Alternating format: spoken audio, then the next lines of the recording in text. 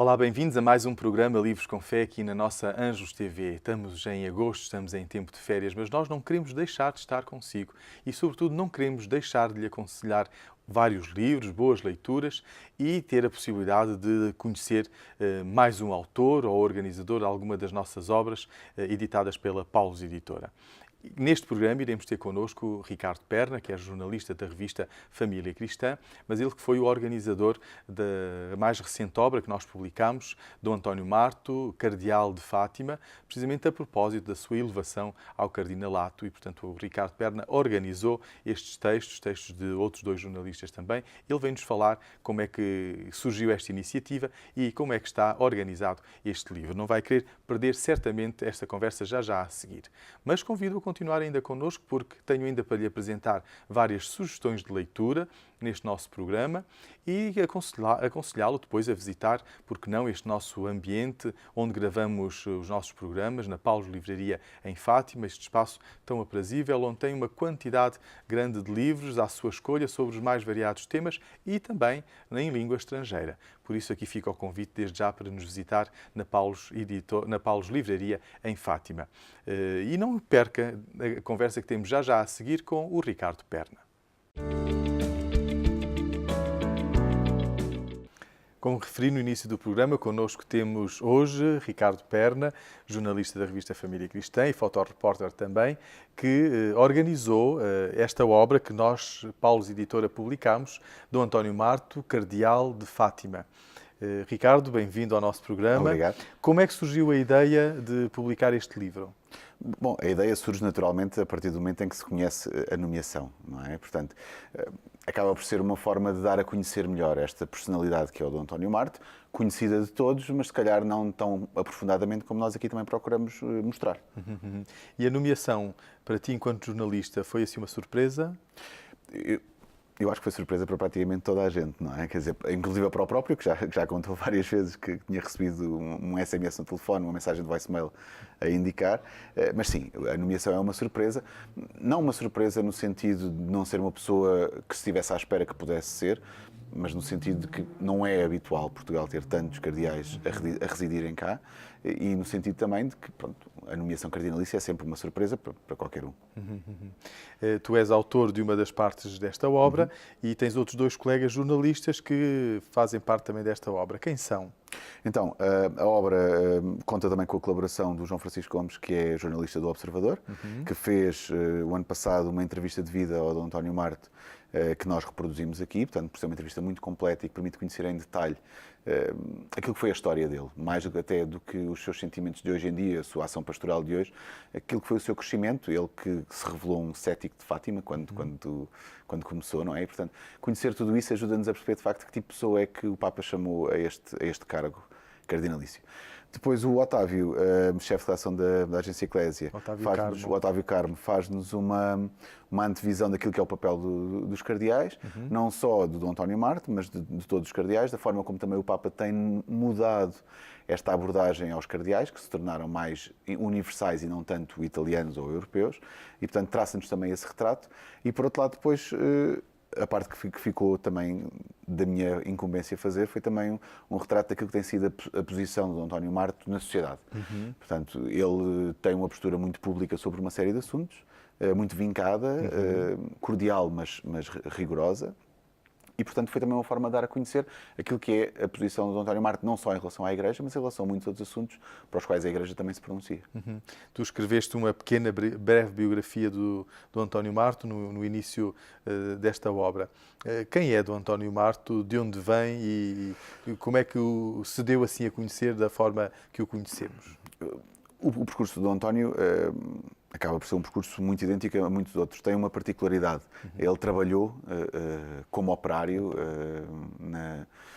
naquilo que é o trabalho das pessoas, eu posso dizer das pessoas normais, enfim, entendam-me aqui. Portanto, ele teve o sentir daquilo que o povo passa, daquilo que o povo trabalha. E isto ajudou-o também a ter aqui uma perspectiva muito própria sobre o seu trabalho pastoral. E penso que se revela muito na abordagem que ele tem às pessoas todas, portanto, desde os mais novos, que são conhecidas as expressões dele em relação às crianças e aos jovens, como mesmo aos mais velhos. Portanto, eu acho que esta parte muito humana dele, que o próprio Dom Manuel Clemente, que é quem escreve o prefácio, Cardeal Patriarca de Lisboa, também foca. Acho que é um dos aspectos mais significativos da sua vida. Esta proximidade com a vida humana, do dia-a-dia, com a vida trabalhadora, com tudo mais. Acho que o ajuda muito e acho que também, de alguma forma, poderá ter sido uma das coisas que mais contribuiu para que o Papa o pudesse escolher como cardeal.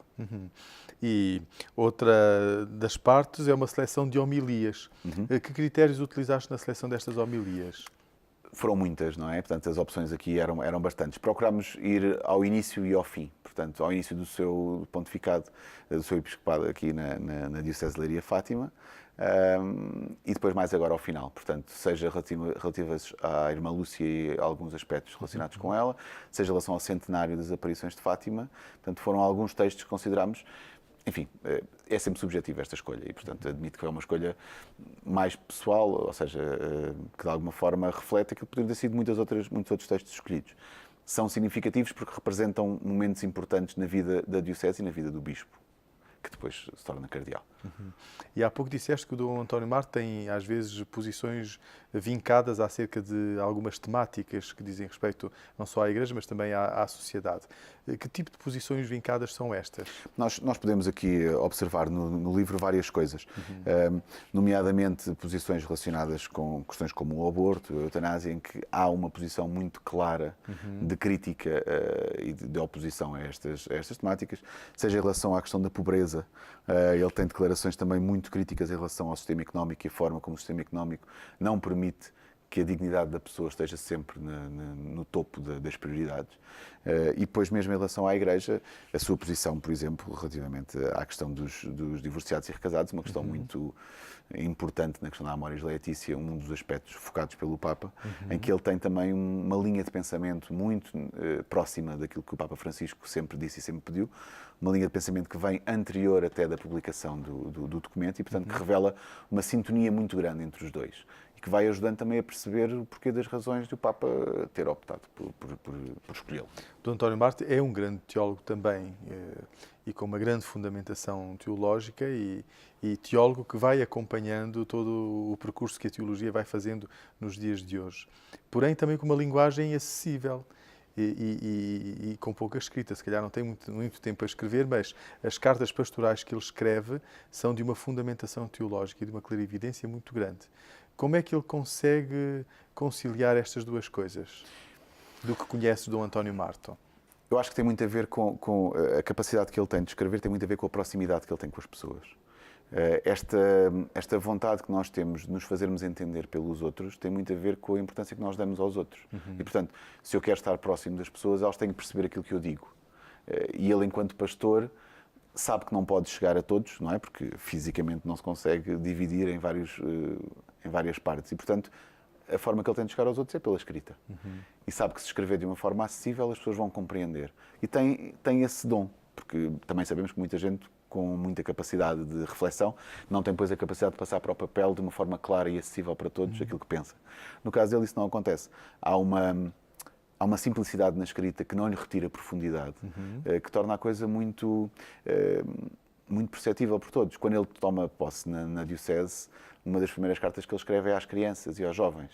E, portanto, tem este cuidado de dizer, olha, eu sou o teu bispo, eu sou o teu pastor, sou eu que tomo conta de ti, portanto, toma tu conta de mim, reza por mim. Portanto, este toque pessoal na abordagem que ele tem é muito significativo e faz com que também as pessoas se sintam muito próximas dele. E ele consegue, de facto, esta abordagem acolhedora. Eu acho que acaba por ser isso. E a entrevista que o jornalista do Observador, o João Francisco Gomes, fez, uma entrevista de vida que ganhou inclusive um prémio e de facto mostra o à vontade e a proximidade de Dom António Marte também com os jornalistas. Sim. Tu tens essa experiência, como tens vivido enquanto jornalista, a proximidade daquele que é o Bispo de Leiria-Fátima, que traz tanta gente a Fátima, inclusive muitos cardeais e muitos bispos de outras dioceses para presidir às celebrações aniversárias. O Bispo de Fátima acaba por ser uma importância muito significativa no panorama mundial da fé. Eu acho que o António Marto sempre compreendeu isso. É interessante, tal como falávamos há pouco, que no início de tudo o seu ceticismo em relação a Fátima era grande, era visível, e ele admite-o sem qualquer problema, até porque ele fala neste tal processo de conversão.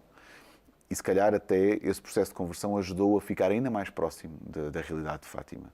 E isso vai ajudando, e vai-o ajudando também a conseguir chamar essas pessoas.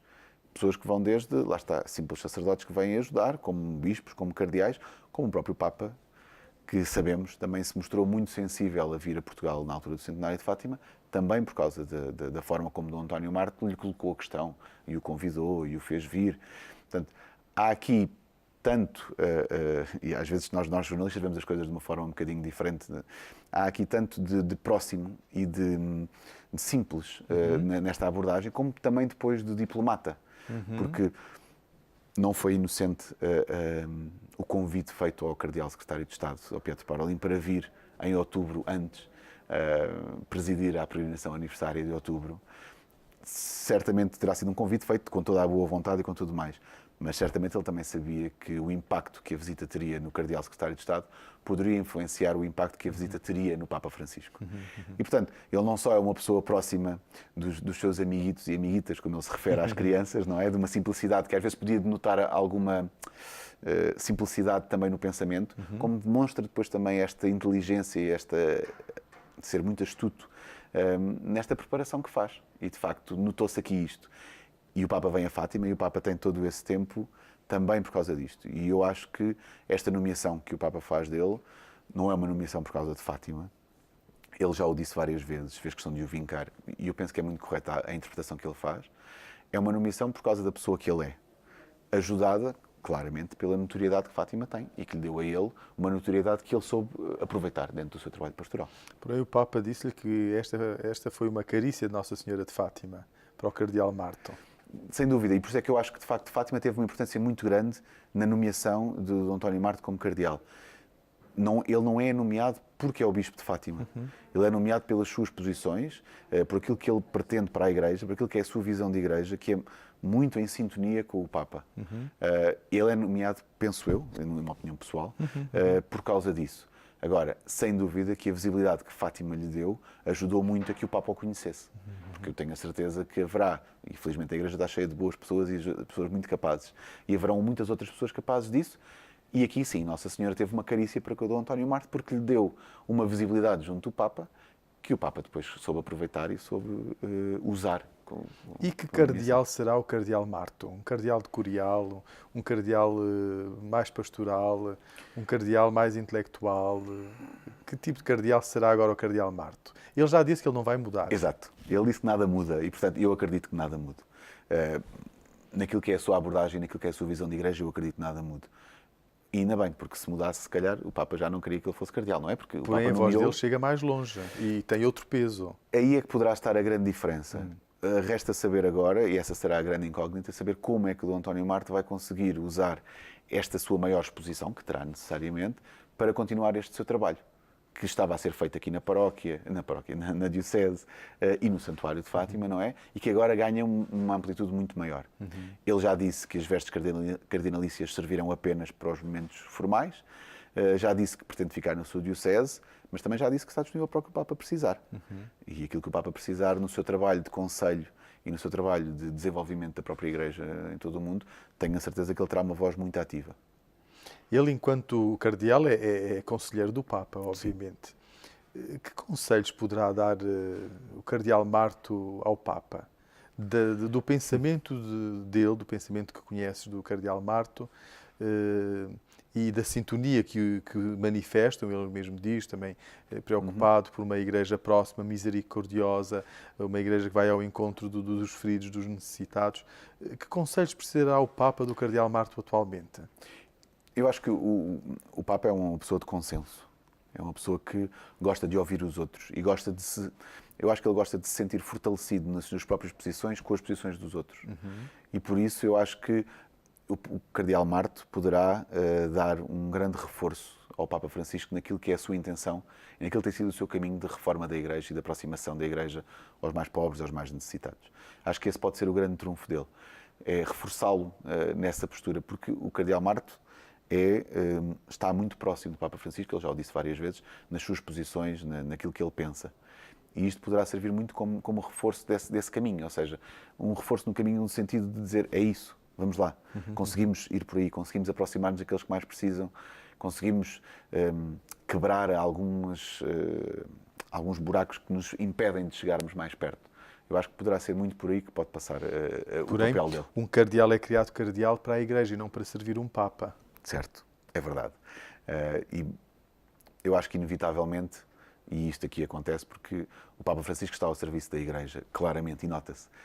E este serviço da Igreja nota-se também neste caminho que vai sendo feito. E, portanto, eu acho que as posturas, as posições, o trabalho que o Cardeal Marto poderá ter para ajudar o Papa Francisco serão sempre neste sentido de encaminhar a Igreja para mais perto daquilo que é uma visão de Igreja, que está a ser claramente alterada nos últimos tempos, desde o Papa Bento XVI com o Papa Francisco, e que de alguma forma tem feito caminho. E este caminho, esta escola, digamos assim, que tem feito, eu acho que o Cardeal Marto pode ter um papel muito importante nesse caminho. E pode ser um papável? Bom, é um papável, não é? Aí não pode ser, é de certeza. Se poderá ter um bocadinho mais de hipóteses do que os outros. Vamos ver. Nós portugueses achamos sempre que os nossos são melhores do que os outros. Não são melhores, mas podem estar mais bem colocados que os outros. Pessoalmente e sinceramente, eu acho que há uma linha de sintonia muito grande com o Dom António Marto, com o Papa Francisco. Acho que há muita capacidade do Dom António Marto e experiência no sentido do seu trabalho de igreja, do seu trabalho pastoral. Se isso pode ter algum impacto junto dos outros cardeais, porque já temos cardeais de todo o mundo numa porcentagem muito significativa. O tempo dirá. Nós achamos que sim. E que nome escolheria o Cardeal Marto? Eu acho que a resposta mais simples e que faria mais sentido neste momento seria Francisco II. Ricardo, muito obrigado. Obrigado pela obra que organizaste e que publicaste também com a Pausa Editora, juntamente com os outros colegas jornalistas. Obra esta que nos ajuda a conhecer melhor Dom António Marto. Já o conhecemos imenso pelas transmissões a partir de Fátima e as celebrações, mas esta obra ajuda, de facto, a conhecer um pouco mais, não só a vida, mas também a interioridade e o pensamento do António Marto. E no final desta obra acaba por ter umas fotografias, também um capítulo com fotografias totalmente a cores que nos ajudam a situar o António Marto um pouco no seu ministério aqui enquanto Bispo de Leiria, Fátima. Fique connosco, temos ainda mais novidades e sugestões de leitura para lhe apresentar.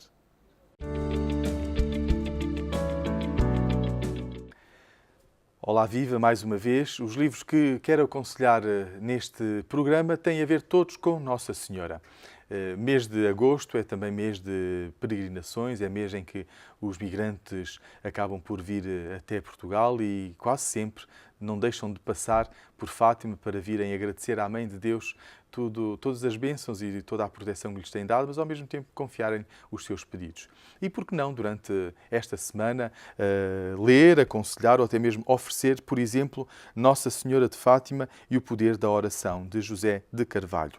Uma obra que foi publicada por ocasião do centenário das aparições em Fátima, mas que não se esgota no centenário das aparições.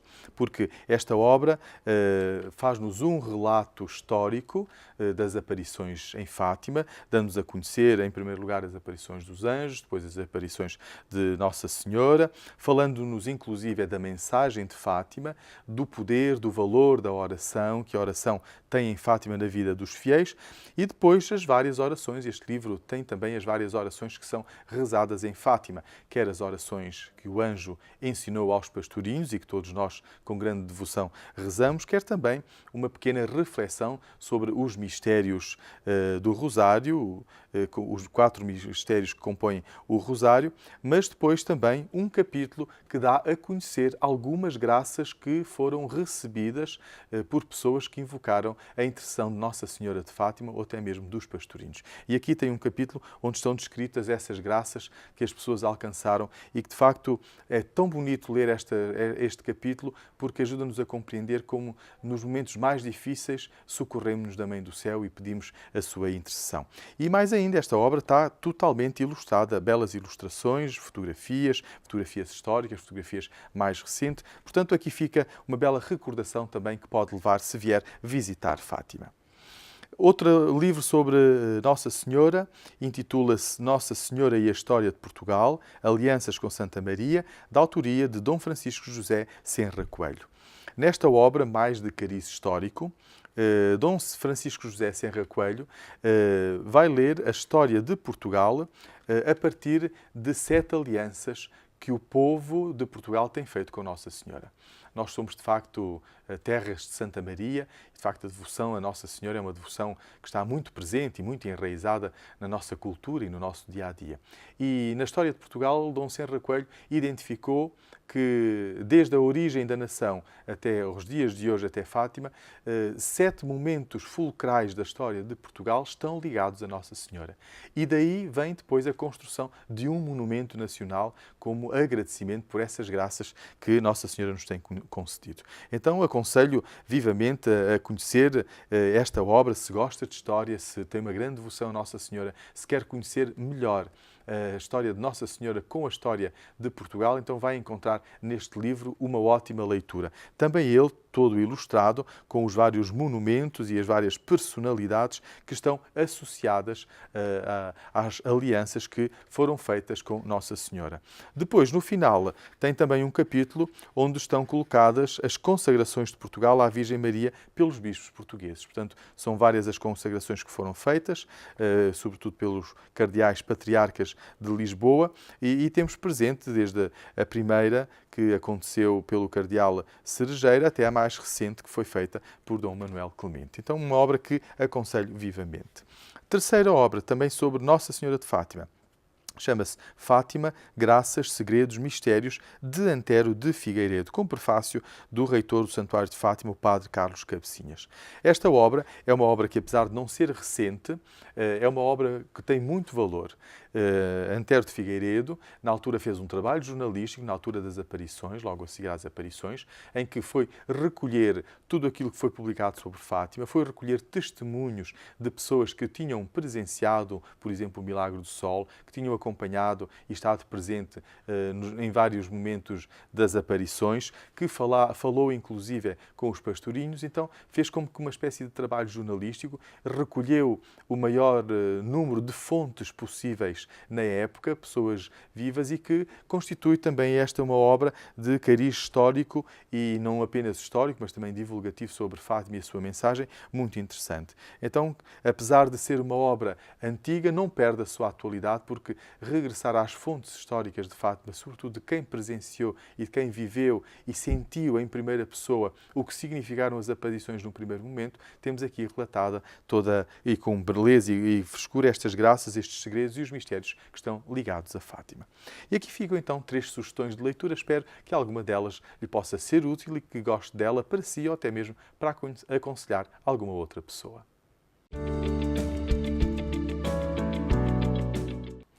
Livros com Fé fica por aqui. Quisemos levar até si o que de melhor o mercado editorial católico em Portugal tem publicado, especificamente obras da Paulus Editora. Mas prometemos voltar na próxima semana com mais novidades. Aliás, na próxima semana vamos ter um programa recheado de eventos que a Paulus Editora organizou e que, porque alguns de vós não estiveram presentes, queremos levar até si e recordar estes momentos belíssimos. Não vai querer perder certamente o próximo programa feito de vários momentos que marcaram alguns eventos, lançamentos e apresentações de obras da Paulus Editora. Até lá, desejo que nos possa visitar em alguma das nossas livrarias, por exemplo, aqui em Fátima ou em Lisboa, no Fundão, em Ponta Delgada, em Benguela, se está por Angola. E visite-nos, acompanhe também as nossas notícias, as nossas novidades no nosso portal Pontos.pt.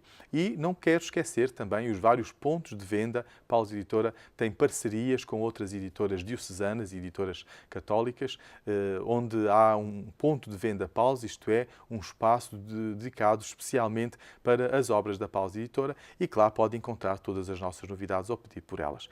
Vai poder ler em rodapé onde é que se encontram, são 9 pontos de venda, torna-se mais fácil para poder identificar e visitar-nos em algum desses pontos de venda. Até lá, desejo-lhe então uma boa semana, uma semana abençoada, boas férias, se é o caso disso, aproveite bem para descansar e ao mesmo tempo para pôr a sua vida interior e espiritual em dia. E boas leituras, porque um bom livro é sempre uma boa companhia.